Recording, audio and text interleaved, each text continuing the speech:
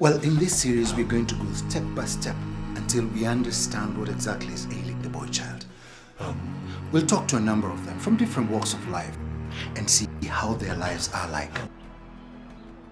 Welcome back viewers. Kipindi ni chako cha Barazani na Baraza, na kama kawaida tunazungumzia kuhusu kijana wa kiume.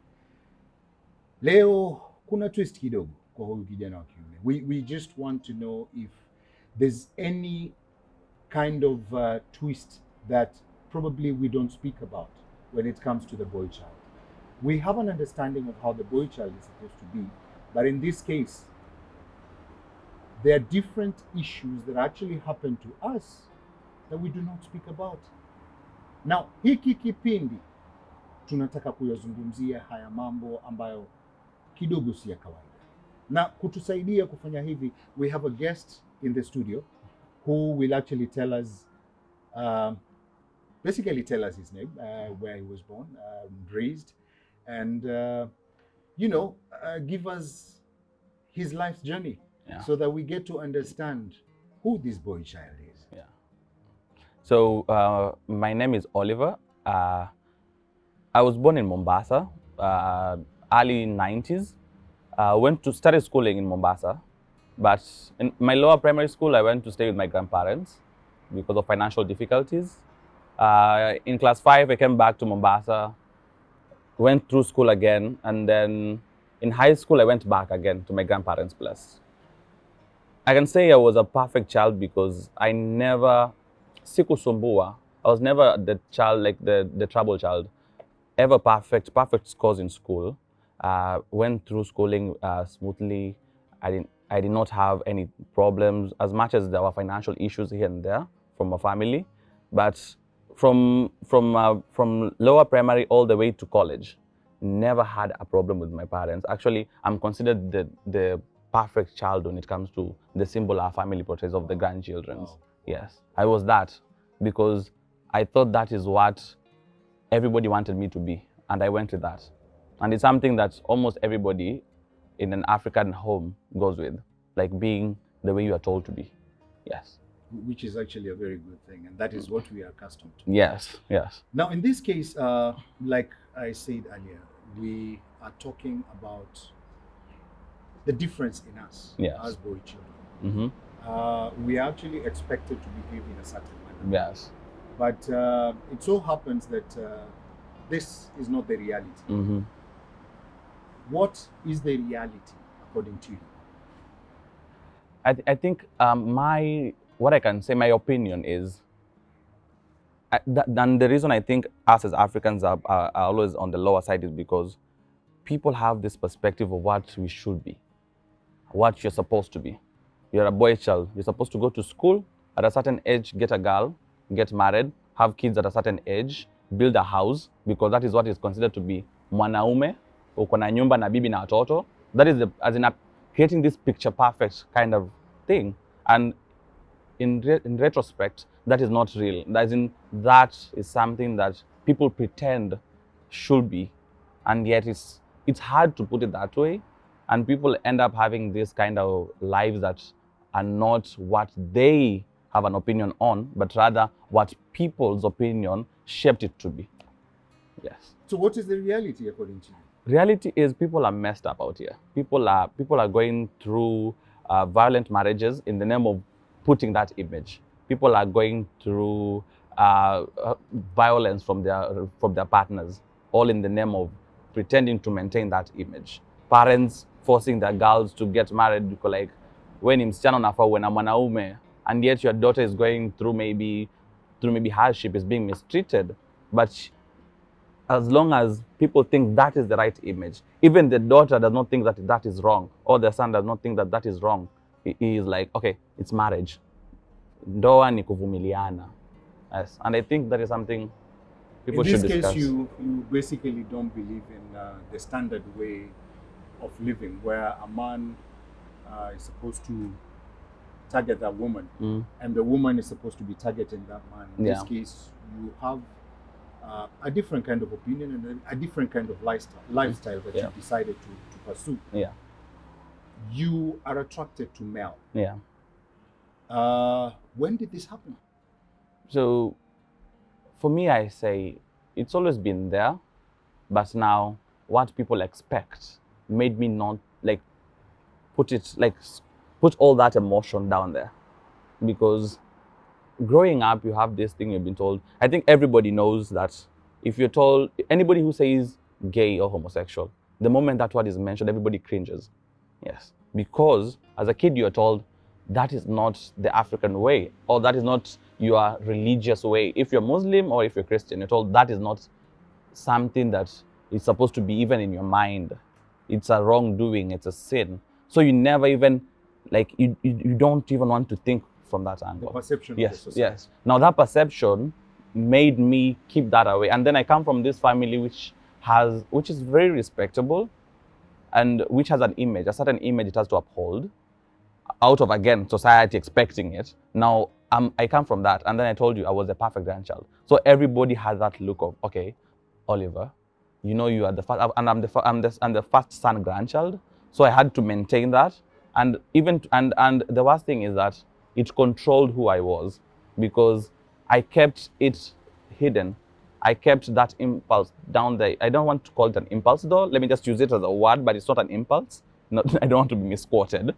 As in, I kept it under wraps because I was worried about what people will think about it. I was worried about what my parents will say about it, what my grandparents will say about it, what my cousins will say about it, and what other people. This is the way we are made to think. Yes, Culturally, yes, this is the yes. way we have been raised. Yes, that's how we were raised. Culturally, this is the way we Yeah. have been actually structured Yes. to operate. Yes. And question is, Yes. when Yes. did you get to know that? Yeah. I mean, I think That's this is, it. Yes. Yes. So around 2013, 2014, I was done with schooling, the whole of schooling, and now it's expected you start hustling. When ni kijana toka, go start look for a job. And then 2014, 15, my mom moved away from Mombasa, and she left me in Mombasa. And for me, Mombasa is home. I don't consider Mombasa as the city where I'm going to look for work. I consider Mombasa is home because I was born here and raised here. So when she left, I had to look for ways to fend for myself. I had to look for ways to survive. And I'm not saying this that being homosexual is a survival skill. No. When I started looking for ways to survive, I started discovering who I was. Because at that moment, whatever I was doing was for me, not for anybody else. It was, I have to get out there, look for a kibarua, do it because I have to eat. Do it because I have to pay rent. Do it because I have to pay bills. And with me owning my responsibilities, meant for the first time I would own my sexuality. Yes. Now nobody, since you're not controlling how I live, don't control who I love. Yes. So that is, I think at that moment, I started now owning my sexuality because everything around me was done by me.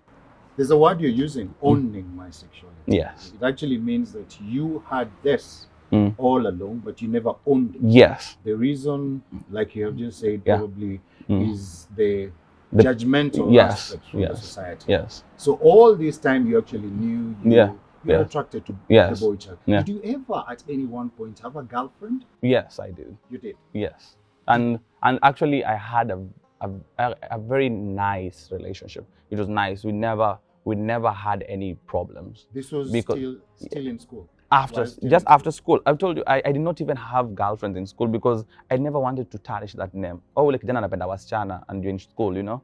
And then I told you, it was always about keeping this picture perfect kind of a kid. I did not have girlfriends in school. I was a perfect child. I was good in class. I performed well. Sionekani na wasichana ovyo. You know, there's that squad in class which siku zote ni wasichana, and then they are considered bad kids. Najua hawasikii wako na wasichana huko barabarani. So it had nothing to do with your sexuality? No, it had nothing to do with my sexuality. Nothing completely to do with my sexuality. I was just trying to be perfect. Just trying to be perfect? Yes. And I think trying to be perfect was part of denying that sexuality aspect. Something I'm looking for. Yeah. When was the turning point? I think so I think it was there.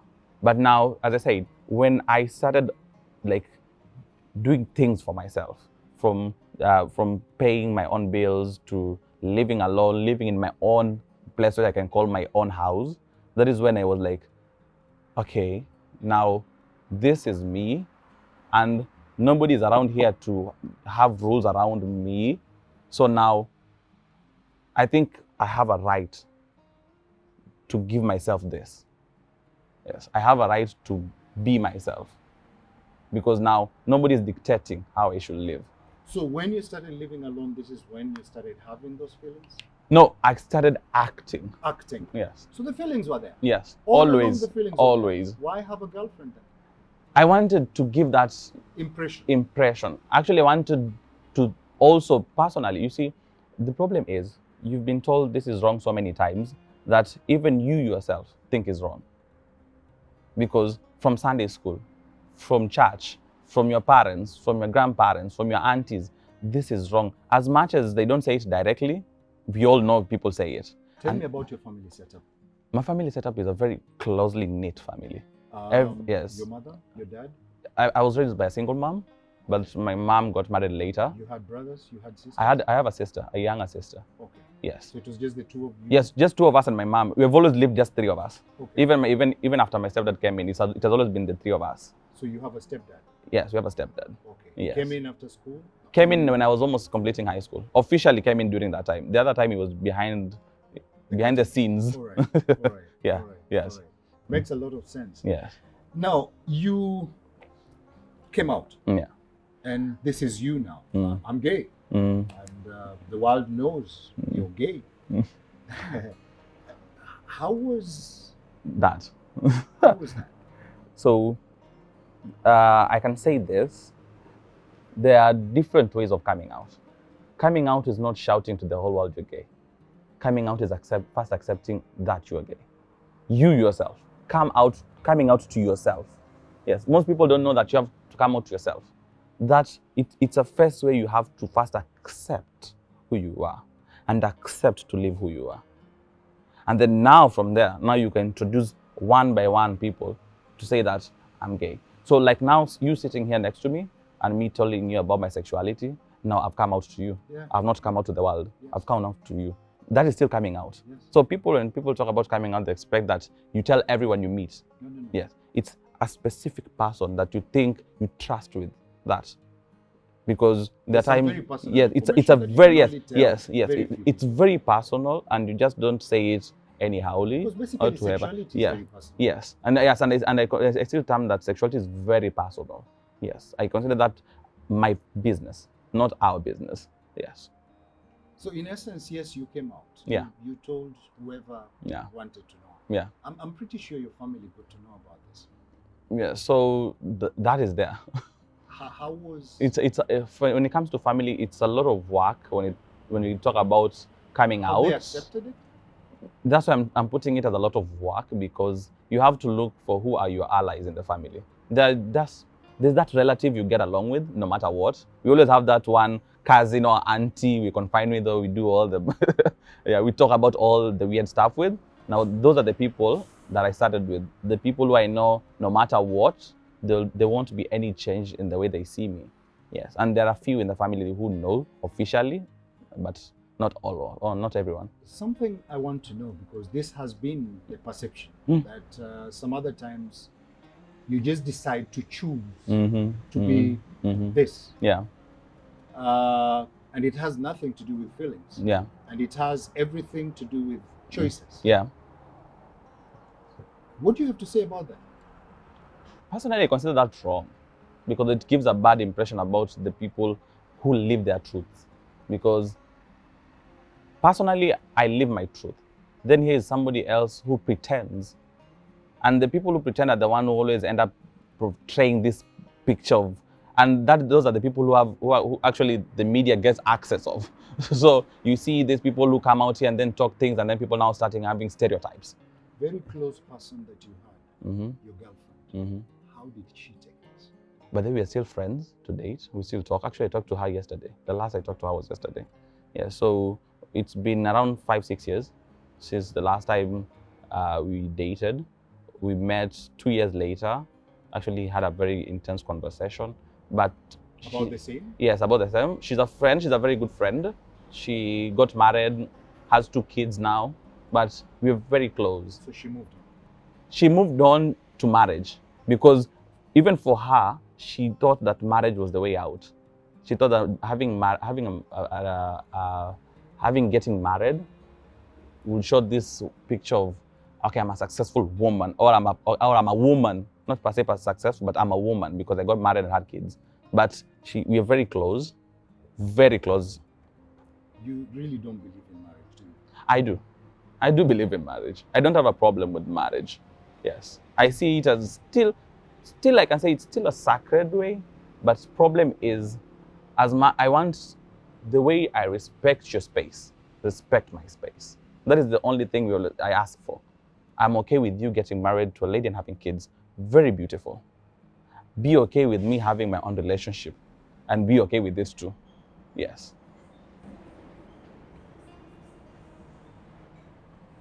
There are aspects of law that come into play. Yeah. I know of some of the people who've actually come out, and the laws of the land, I think, have accepted that this is a way of life, where a man and a man get together, a woman and a woman get together, and they get children. Would you, at some point, consider that? It depends. So the Kenyan law is the penal code is against same-sex relation, if I can put it. It's against the act because it's considered unnatural. Actually, it doesn't even say directly gay sex. It says sex which is deemed unnatural, and people don't understand what that clause means. The Constitution says unnatural. Do you know what it means to be unnatural? Unnatural means anything apart from missionary. So it affects even the heterosexuals. Okay. Tell me about the challenges that you've undergone. As a person, the challenges I've undergone is always feeling I don't belong. Different kind of a boy child. Yes, I think I don't belong. Most of the times, every circle I get into, you're the outsider. Not out of you being told not to, but out of how people behave around you. You always end up being like the black sheep of every place you go. Yes, you always like, you're different, so you don't belong here. And at the end of the day, I'm a kid, I'm a boy. Yes, that does not change. Whoever I love, whatever I do, I'm still a boy. Before the sexuality. Yes. There's the boy, then what he prefers for sex. Yes, two different things. But now the problem is, for somebody like me, the thing that is seen first is my sexuality, then that I'm a boy, then that I'm a youth. Like those things come after people have seen my sexuality, which I consider wrong because before anything else, I'm a boy, I'm a son, I'm a nephew, and I'm a grandchild. Yes, before anything else. Yes. And that is something I think the society and the community should see, because I wasn't collected next to a road. I was born by a woman, born a boy child. I just prefer a different kind of sex, if I can put it that way, bluntly. You're attracted to? To, yes. Yes. That is the only difference I have between me and any other boy child. So sometimes you're disturbed when you're all alone, seated somewhere, lying somewhere. Yeah. What do you visualize as the best kind of setup in society for you? What would you wish for? Personally, the only thing I've always wished for is a society that does not see me as a different kind of breed. But you're different, don't you think? There's no sexual preference. I think, let me put it this way so that you see that I'm not different. Great. You have a heterosexual couple, right? A woman and a man. They're the ones who do basic relation in their bedroom, just missionary and stuff, and have kids and stuff. And then you have this one which is kinky, which likes extra in the bedroom. Is there any difference between the two? None. They're just heterosexual people who like one who is very conservative about his sex, the rest is very out of the box about what they do in the bedroom. Now that's it. I'm just a man who does something X in the bedroom. Nothing else. Completely nothing else. Very private. Yes. And the bedroom is a private setup. And that, because me seated here, I don't think I portray anything different. I don't have horns. I don't have hooves for hands. Yes. I'm still human. You're a human being. I'm still a human being. I'm still a boy. The only difference we have between me and you is like I prefer something else for sex. Only that. So it's basically just Yes, sexuality. it's basically just sexuality. I will wake up in the morning like you do, go and get a job and hustle like you do. I will still buy things in the shop the same price you buy them. there's no, as in I don't get even maybe a discount because I'm different. Everything I do exactly the same. The Kenyan economy is not cut out differently for me. I pay taxes as any other person. I buy things for the same price, pay the same price for matatus and Ubers, nothing extra.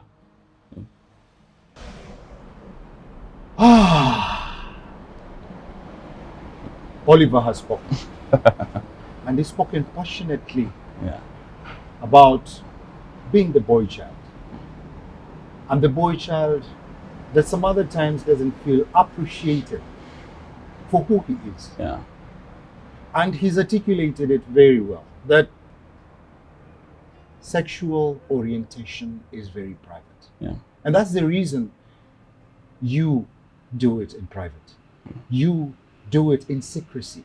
You do it in a way that nobody else has to say it.